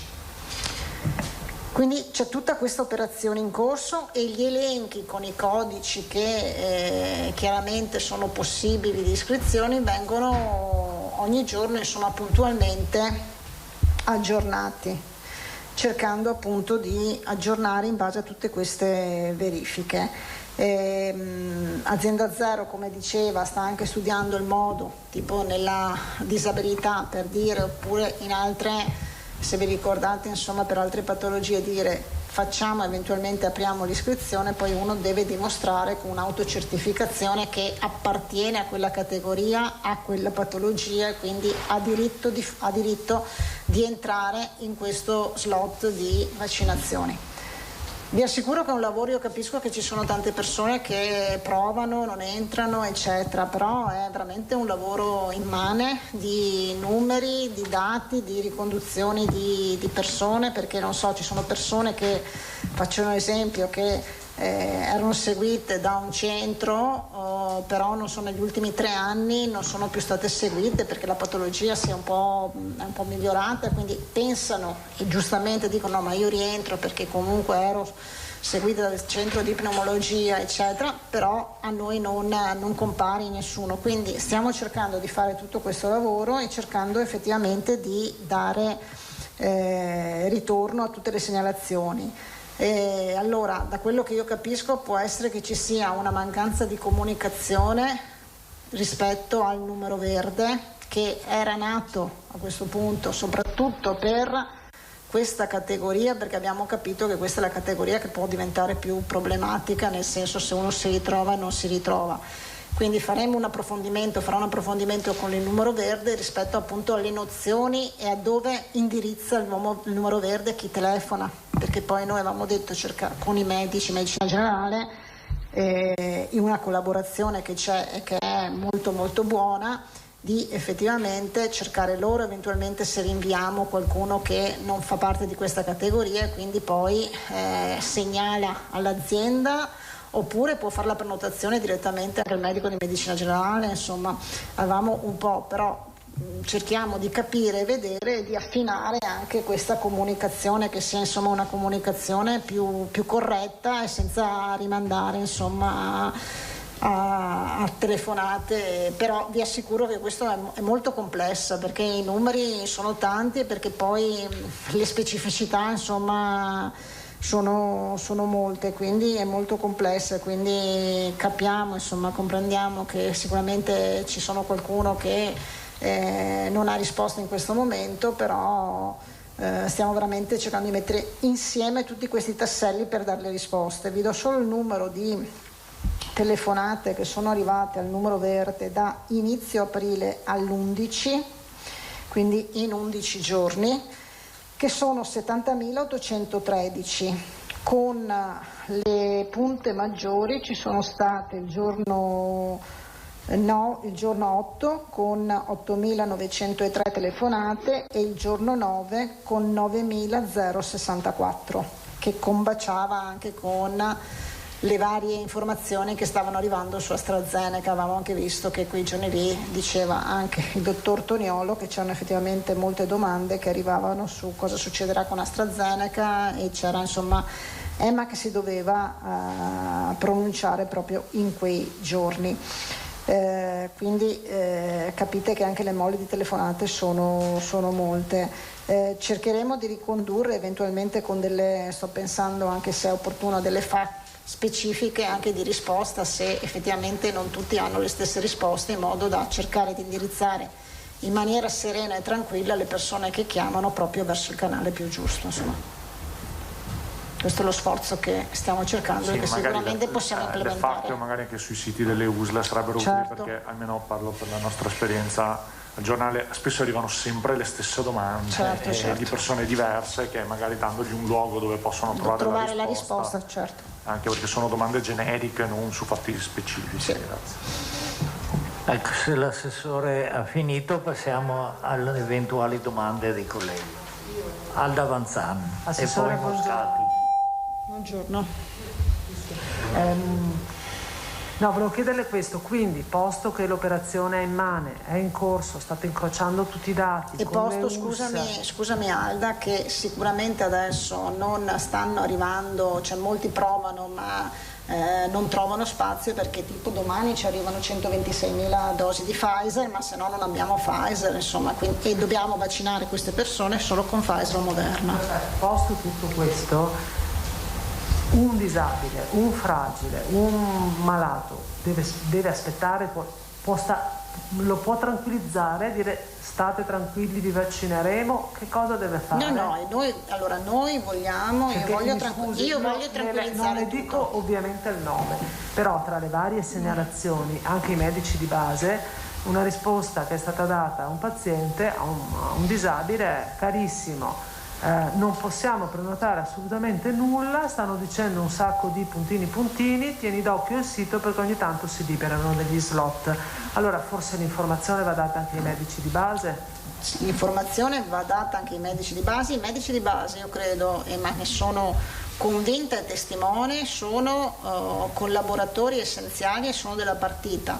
Poi se ci sono qualche esempio insomma che di risposte insomma diciamo che rimandano o di altro tipo, cercheremo di affinare ancora di più l'informazione con i medici di base. Quindi fragili e disabili possono stare tranquilli e aspettare? Possono stare tranquilli, nel senso che stiamo cercando di risolvere tutte le problematiche che voi avete evidenziato e che in un modo o nell'altro verranno contattati, oppure avranno le istruzioni corrette come e a chi rivolgersi.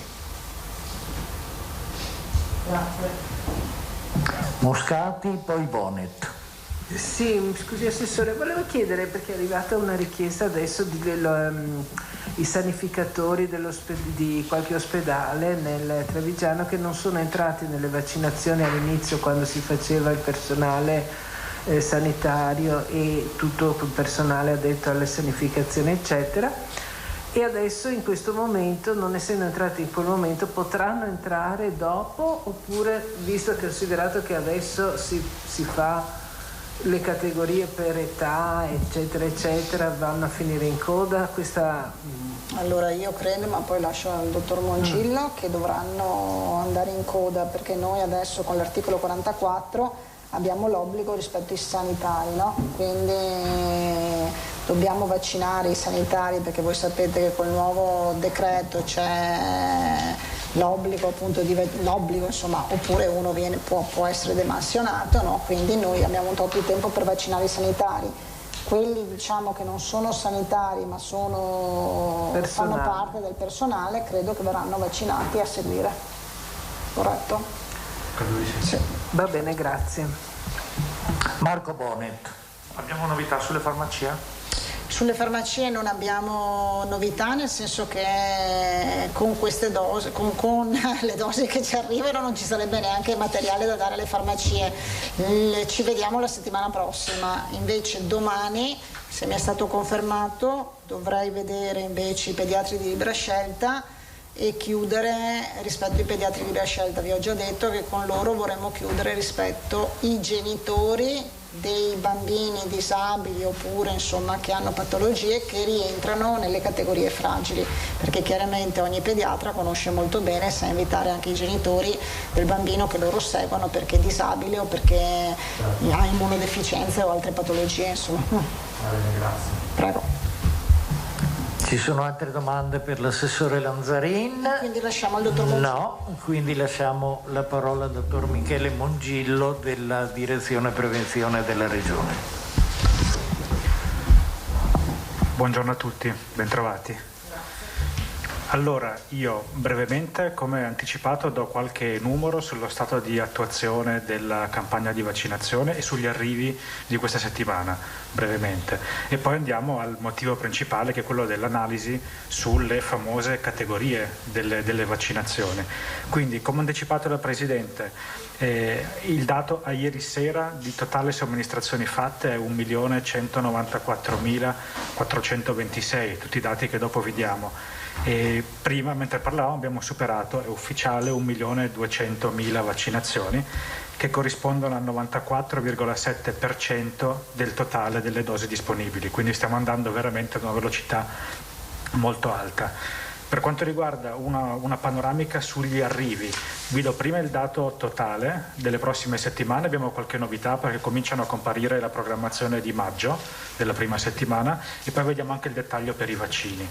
Allora, questa settimana arriveranno 157.000 dosi abbondanti.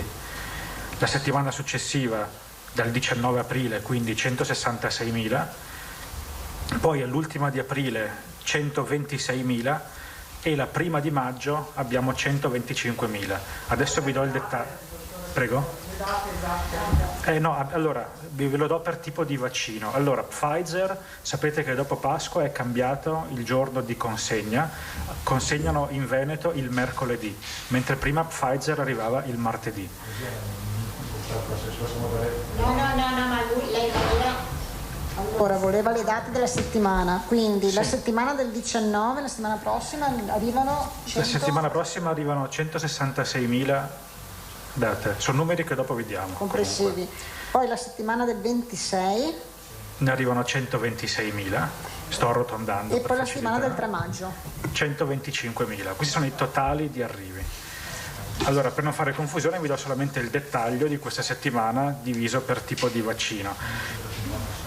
Esatto, questa settimana abbiamo in arrivo domani il carico di Pfizer, 129.000 dosi in totale. Di queste 129.000, 126 sono quelle che arrivano domani. Abbiamo avuto un anticipo che è arrivato oggi di 3.000, però il totale è 129.000 Pfizer. AstraZeneca ne abbiamo 13.000 in arrivo tra mercoledì e giovedì. La novità di questa settimana è Johnson & Johnson, ne abbiamo 14.650 in arrivo tra giovedì e venerdì. C'è un grande punto di domanda su Moderna, sappiamo che entro il mese di aprile è prevista un'ulteriore consegna, non sappiamo oggi né la quantità né i tempi di arrivo. Per quello con Moderna, di cui abbiamo un magazzino significativo, non possiamo consumarlo perché abbiamo il vincolo di garantire le seconde dosi entro i tempi di chi ha già avuto la prima dose. Questo è solamente per fare uno spaccato sul programma di arrivo della settimana e poi arriverei al motivo un po' al tema principale della giornata di oggi. Un magazzino significativo, vediamo anche il dato, abbiamo ieri sera 29.619 dosi di Moderna in magazzino, c'è che lavoro ancora, quindi questo è il magazzino che abbiamo di Moderna. Sì. Dicevo significativo rispetto a Pfizer, dove abbiamo veramente ridotto praticamente tutto, 9.000 che stiamo consumando oggi probabilmente. Allora, per quanto riguarda le categorie, allora intanto una premessa doverosa, diamo una dimensione al fenomeno. Stiamo parlando di un totale di categorie per i quali che non rientrano in tutte le categorie puntualmente definite, quindi un totale che è pari a poco più del 3,2% del totale delle somministrazioni fatte ad oggi. Leggendolo al contrario vuol dire che più del 97%, in circa il 97% dei casi, le somministrazioni sono state fatte delle categorie di soggetti puntualmente identificabili e definite. Sto esplodendo la categoria altro. Esatto. Questa è la prima premessa. L'altra premessa doverosa è che nella categoria altro, che attualmente viene definita a livello nazionale, che rientrano molte voci che meriterebbero una esplicitazione a sé nel piano di vaccinazione e nella rendicontazione di questo piano, perché sono obiettivi specificamente compresi in questa fase di campagna. Faccio un esempio: se noi guardiamo il totale della nostra categoria che compare nel portale nazionale sotto la voce altro, o meglio che viene aggregata nel portale nazionale sotto la voce altro, noi abbiamo 375.000 vaccinazioni. Non parliamo di persone, parliamo di dosi somministrate. Questa è un'altra precisazione importante. Di queste 185.000 sono a carico di soggetti compresi tra 70 e 79 anni. Quindi questa è una voce molto rilevante, la più importante, che da noi è correttamente classificata, ma in un portale nazionale che è semplificato finisce in una categoria altro. Questo è già qualcosa che ridimensiona molto il fenomeno. L'altra voce, vado in ordine di importanza, che attualmente finisce in altro a livello nazionale, ma che noi definiamo puntualmente, sono i soggetti estremamente vulnerabili e disabili, che pesano attualmente, sono dati ieri sera, per poco più di 82.000 vaccinazioni. Se noi già togliamo queste due grandi categorie dalla categoria altro, abbiamo molto ridimensionato e trovato una spiegazione a tutto il problema. Aggiungo una precisazione: guardate che i dati, tutte queste categorie, dopo faccio degli altri esempi, non sono delle invenzioni della Regione del Veneto. Noi abbiamo, come tutte le regioni, abbiamo delle categorie molto ben definite puntualmente da un documento tecnico del Ministero della Salute, è il documento tecnico che disciplina il funzionamento dell'anagrafe nazionale dei vaccini, e noi come tali li incaselliamo e li mandiamo agli organi centrali e a livello centrale, che vengono aggregate in queste macro categorie. Attualmente il portale nazionale, vado a memoria ma non credo di sbagliarmi, parla di operatori sanitari, operatori non sanitari, ospiti RSA, forze armate, personale scolastico e altro, appunto. Quindi va da sé che e soggetti over 80, scusate, mancano gli over 80. Quindi sono queste le categorie che hanno una qualche evidenza, che hanno una contabilità a parte. La categoria altro è una enorme categoria, perché e noi siamo, credo, a oggi forse la regione che ha la categoria altro più alta di tutti, perché abbiamo una quota rilevante di soggetti tra 70 e 69 anni, quelli che ho detto prima, ed estremamente vulnerabili. Faccio altri esempi di categorie che per noi meriterebbero una voce a sé, che per noi sono classificati come una voce a sé, ma che a livello nazionale vengono aggregati in un mega scatolone che è altro. Questi esempi sono gli operatori non sanitari delle RSA, è una categoria specifica, a nostro avviso sarebbe da classificare, c'è una voce nazionale per questo, gli operatori non sanitari. Non sappiamo esattamente il motivo, finiscono a livello nazionale in altro. Non vi dico i numeri, ma li consegno, affido tutti i numeri alla tabella che abbiamo preparato, che è l'aggiornamento di quella che abbiamo già preparato 48 ore fa. Tutti gli studenti di area sanitaria, quelli che frequentano i reparti, studenti dei corsi di laurea, di infermieristica, eccetera, sono una voce, finiscono in altro. Vado in ordine non di importanza strategica, ma di numeri. Tutti i familiari, i caregiver, i soggetti conviventi, i familiari dei soggetti ad alto rischio finiscono nella categoria altro a livello nazionale, noi li classifichiamo puntualmente. Faccio altri esempi: i farmacisti, la protezione civile, i vigili del fuoco, i donatori di sangue, la polizia penitenziaria, i detenuti, eccetera.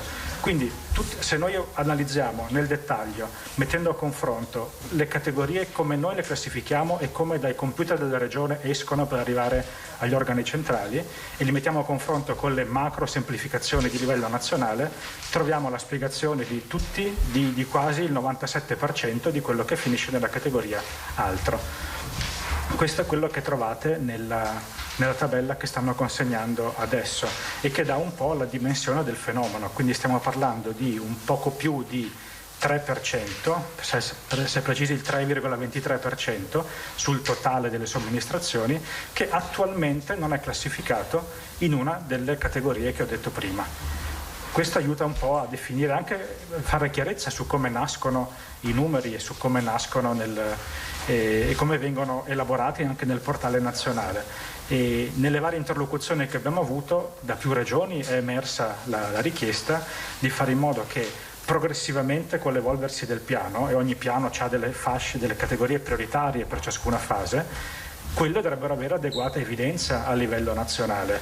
Adesso parliamo di ottantenni e ci sono, ma stiamo vaccinando anche i 70-79, stiamo vaccinando gli estremamente vulnerabili e i disabili. Forse sono categorie che tra l'altro sono le medesime di cui è stata evidenziata la priorità nell'ultima ordinanza del commissario straordinario.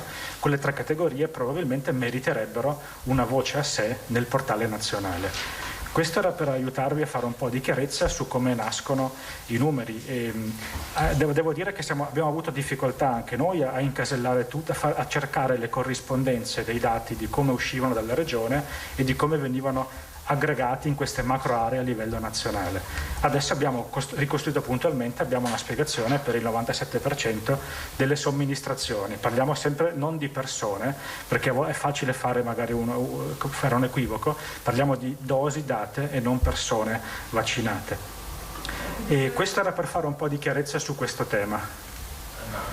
Mi perdoni, ma per fare chiarezza, no? Perché lei c'ha sono un po' sommersi di numeri, non è facile seguire. Io non ho capito una cosa: perché se in questa categoria altro compaiano persone anziane, persone vulnerabili, persone fragili, perché le persone anziane ad esempio compaiono in questa categoria e non nella fascia d'età rispettiva? Perché non c'è ancora il portale nazionale. Nei nostri sistemi compaiono e sono correttamente classificate. Nel portale nazionale l'unica fascia di età che è esplicitata sono gli over 80. Tra l'altro sono gli over 80, ci risulta, non residenti già in strutture sociosanitarie e assistenziali, quindi gli over 80 non ospiti di case di riposo che hanno una voce a parte. Mentre probabilmente, quando è una mia interpretazione, quando sono nate quelle categorie, quel portale è online dal 27 dicembre pomeriggio, è nato con delle categorie che erano validi per le prime settimane e i primi mesi. Adesso secondo me stanno anche pensando di aggiornarlo in modo da dare evidenza delle categorie che prima erano residuali ma che adesso dentro quella fetta altro coprono più della metà. Basti pensare ai 70-79 anni e i soggetti estremamente vulnerabili, certo. Già quello spiega molto della categoria altro. Comunque le avete ordinate in ordine di numerosità. La sto seguendo sulla tabella, sì. Ma questo vale anche per i soggetti vulnerabili, disabili, lo stesso discorso, il portale nazionale non li prevede. Attualmente sono previsti in una macro categoria altro, non sono esplicitati.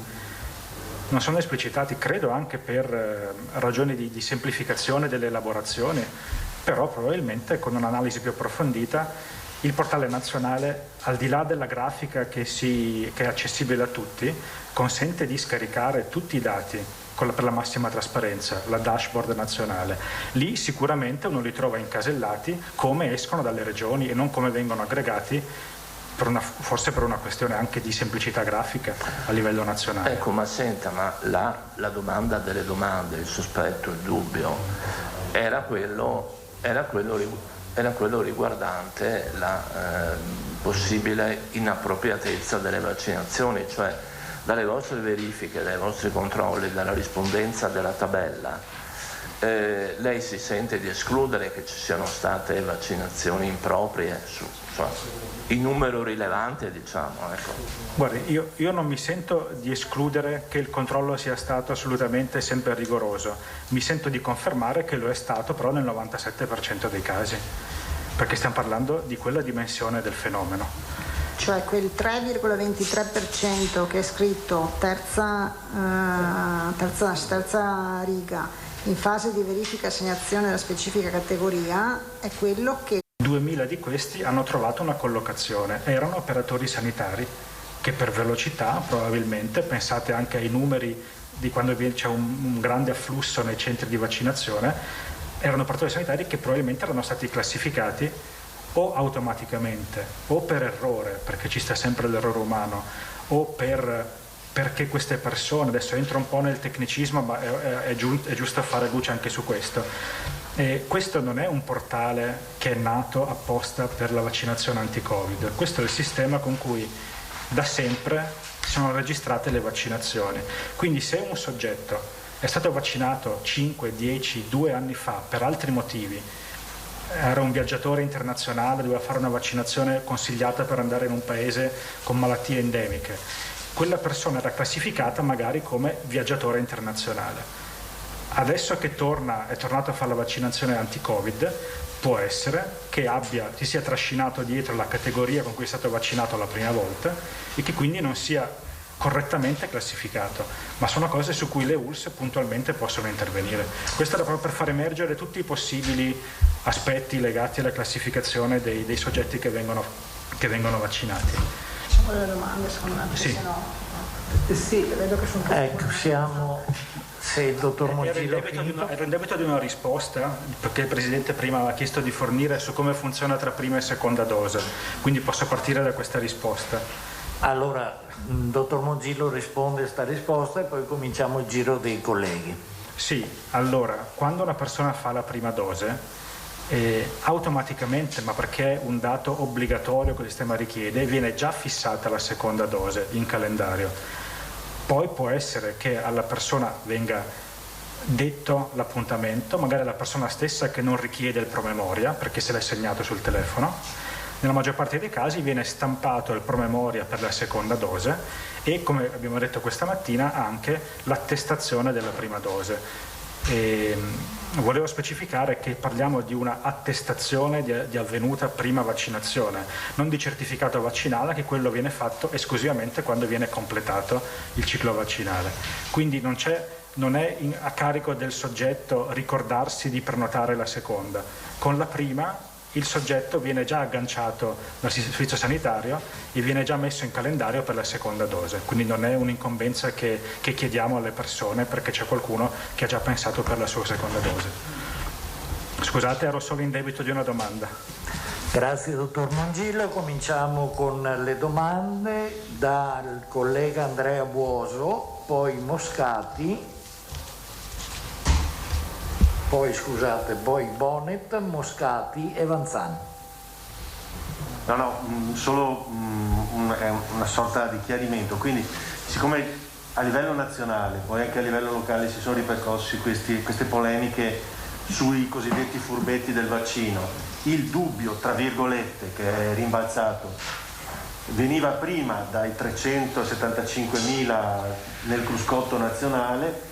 Voi avete esplicitato adesso, prima erano 40.000 mi pare, in un bollettino precedente che avete fatto. Sono 38,6 adesso. Adesso sono 38 perché 2.000 li avete ricollocati in operatori sono sanitari. Ancora 38.000 da accertare da parte delle ULSS che potrebbero, suscitare qualche problema di furbetti, tra virgolette. 38.000 non persone, sono dosi somministrate. Dosi, che potrebbe essere anche un doppio, avrebbero fatto il doppio. Quindi potrebbero essere anche la metà delle persone. Potrebbero essere anche la metà delle persone se ci spiamo in termini di persone. Okay. Qua parliamo in termini di somministrazioni. Sono somministrazioni esattamente come le dice il portale nazionale, ci siamo allineati a quella modalità di comunicazione. Queste sono dosi somministrate. E questo spetterà alle ULSS di spiegare. Sì. Ogni singola ULSS ha il proprio riferimento numerico, abbiamo consegnato a ogni singola ULSS il proprio, che lo poteva anche vedere il riferimento numerico, e su quelli devono fare tutto un incrocio di verifiche e espletare a chi appartengono i soggetti che ogni singola ULSS ha all'interno di questo macro gruppo. Sì, cioè per capirci, lì dentro immagino ci saranno i comunali che per diversi giorni sono stati vaccinati, in alcuni casi anche chiamati all'ultimo, vi ricordate, sono lì quindi, no? Potrebbero esserci comunali che sono stati chiamati, soprattutto se ci ricordiamo bene quando c'era il discorso AstraZeneca e quindi con le famose liste di riserva. Va bene, io invece volevo fare una domanda tornando al tema delle forniture dei vaccini, perché i numeri dati dal ingegnere, dottor Mongelo, non sono ingegnere. Ingegnere è l'altro, no? Mi confondo anche io con gli ospiti, scusate. No, allora, cioè, contrariamente a quelle che sono tutte le speranze, cioè, io registro un calo delle dosi in fornitura, nel senso che passiamo da 157 e 166 a 126 e 125 e facendo il conto della serva, ma mi correggerete se sbaglio, diviso per le 35.000 dosi che facciamo mediamente al giorno, cioè i carichi delle settimane prossime non ci durano più neanche i 5 giorni di cui già si lamentava Zaia, ma 3 giorni, quindi va peggio. Come mai? No, la spiegazione c'è una spiegazione. Allora, l'apparente calo della ultima settimana di aprile è che per l'ultima settimana di aprile e la prima di maggio noi abbiamo solo il dato relativo a Pfizer, quindi tutto quel totale lì è quello che Pfizer ha comunicato che arriverà. Mancano gli AstraZeneca e i Johnson & Johnson e i Moderna che si sommeranno. Nella nostra previsione sicuramente vanno a incrementare. Io ho dato solamente i numeri di cui abbiamo certezza e ormai Pfizer è un vaccino che ci ha abituato a essere puntuale e prevedibile nelle consegne. Quindi quello che è certo è questo. Perché sono tedeschi, dico. Scusate un po' di ordine. Ha finito Marco? Allora Moscati e poi Vanzan. Sì, mi scusi, io volevo chiederle, dottore, se siccome qua nella lista vedo che c'è una categoria 60-64, mentre sono finiti i famosi over 65 che accompagnavano i familiari o chi per essi, sono nella categoria familiare. È corretto. Caregiver in questa qui allora? È corretto, sì. Perfetto, ecco, grazie, la ringrazio, era solo una precisazione. Alda Vanzan. Dottor Mongillo, scusi, quindi la settimana questa e la prossima 19 aprile abbiamo tutti i vaccini, mentre il 26 e il 31 e il 3 maggio solo Pfizer, corretto? Non è che abbiamo solo Pfizer, no, sappiamo solo Pfizer. I 126 sono solo Pfizer e i 125 sono perfetto. Esatto. Grazie. Mentre invece per quanto riguarda la classificazione, quindi il Veneto ha classificato correttamente, tranne questo 3,23% in fase di verifica da parte delle US, a chi sono stati somministrati i vaccini, mentre sono andati poi a livello nazionale sono finiti nel calderone. Le altre regioni che vi risulti come si sono comportate? Allora, non so dare una risposta puntuale, so che comunque le altre regioni hanno questo documento tecnico del Ministero, che è il documento guida, che prevede tutte queste categorie che ho elencato e che vedete qui elencate. Non sono categorie modificabili o modificate da noi, quindi tutte hanno un disciplinare d'uso dell'anagrafe vaccinale nazionale che prevede queste categorie. Quindi io do per scontato che siano incasellati giustamente in quello che è previsto dal flusso ministeriale. Poi credo che anche il problema sia anche per le altre regioni, che da loro partano i dati correttamente divisi e vengono aggregati in macro categorie a livello nazionale. Non è un problema che riguarda solamente il Veneto. Da noi è particolarmente evidente perché noi quella categoria altro la facciamo salire con i 70-79 anni, che sono da soli più della metà della categoria. Bonnet. Un'altra domanda che mi segnalano dei lettori attenti, cioè risulta che, anche molto tecnici, adesso spiegherò perché, cioè risulta che no, allora seriamente, tornando serio un attimo, segnalano che nelle altre regioni ci sono magazzini molto pesanti, per esempio mi hanno citato il caso della Sicilia, cioè tante dosi risultano nelle statistiche ministeriali a magazzino. si è mai affrontata la possibilità di ridistribuire queste dosi che evidentemente non vengono utilizzate a livello proprio di logistica sanitaria? Grazie. Allora non si è affrontato, c'è stato solo un discorso iniziale sulla divisione, cioè perché sapete che adesso noi la divisione è tanto la popolazione, quindi in base alla popolazione ci vengono poi distribuite. All'inizio invece la primissima fase era quella in base a quanto noi regioni avevamo dichiarato quanti potessero essere il famoso gruppo dei sanitari RSA. Poi invece si è passato al criterio della popolazione. È stato più volte sollevato, comunque detto appunto rispetto appunto a magazzini, a distribuzioni diversi, ma non si è mai affrontato insomma una distribuzione diversa. Non so se sarà oggetto c'è una conferenza delle regioni anche giovedì, non so se sarà oggetto di discussione, insomma questo però non si è affrontato. È in base a questa divisione che il Veneto da metà marzo viene assegnato al Veneto l'8 e 14% delle forniture nazionali, perché è calcolato esclusivamente in base alla distribuzione della popolazione residente. Come per i soldi?